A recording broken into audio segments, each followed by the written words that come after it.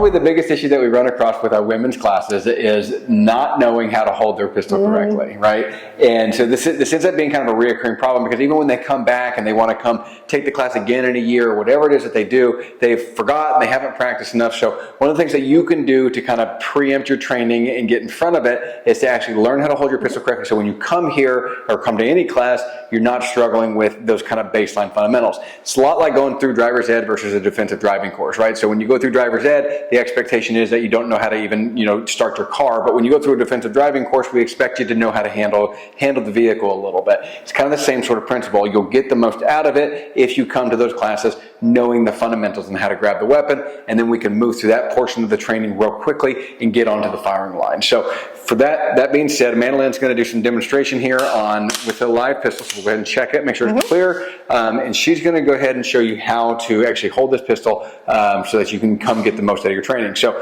first thing she's going to do, go ahead and extend out. Okay, so you can see from this side, and we'll have her turn around here in a second and face that way, but from this side you can see her arms are at full extension, but they're not locked out in an uncomfortable manner, but she is at a full extension. She's got her shoulders rolled forward and she's leaning into it. You can't see her feet. She's got an athletic stance, right? So her right foot, she's right-handed. Her right foot's just a little bit back in the instep of her left foot, and her feet are about shoulder width apart. So she's leaning forward into the gun. Go ahead and get into a position, because that gun, remember, that gun's always pushing back on her, right? And so we want to kind of lean into it, because when you fire, that recoil, that gun is actually going to force it back. So we can just think about how much force it takes to bring the slide back. You're fighting against that. Okay, so she wants to always be kind of pushing into it and driving that gun down. Okay, so again, shoulders are rolled forward just slightly. The gun is brought up to her eye level. That's what a nice, good grip looks like. Now, turn around and face that way. So from this side, you can see we have thumbs nice and stacked on top of each other. This gun is a 1911 or 2011 model, so her thumb should be actually on top of the safety, resting down, holding the safety down. If you have a gun without a safety, that's not such a big issue, but go ahead and drop your left hand down. Okay, so we want to make sure that this web of her hand, right, this part right here of her hand, is coming up as high as we can into the beaver tail here on the back of the gun. We want to make sure that we're not going over the beaver tail, because then what will end up happening is you'll get it pinched inside the slide there. But we do want to make sure that it's as high up on that fulcrum point as possible, so that way as the gun recoils, she's got the most force to be able to push down on it.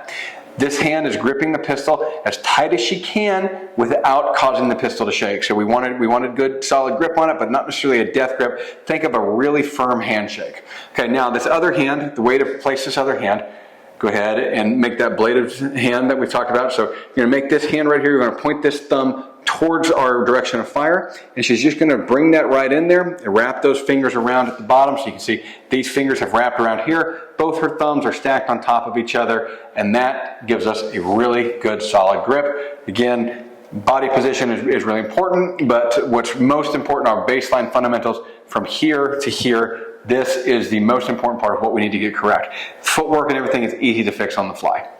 Okay, thanks for watching, guys. We really appreciate y'all checking us out. Make sure and like the video, share if you can, subscribe to the channel if you have not already done so, because that really does help us out. Otherwise, we'll see you here for training.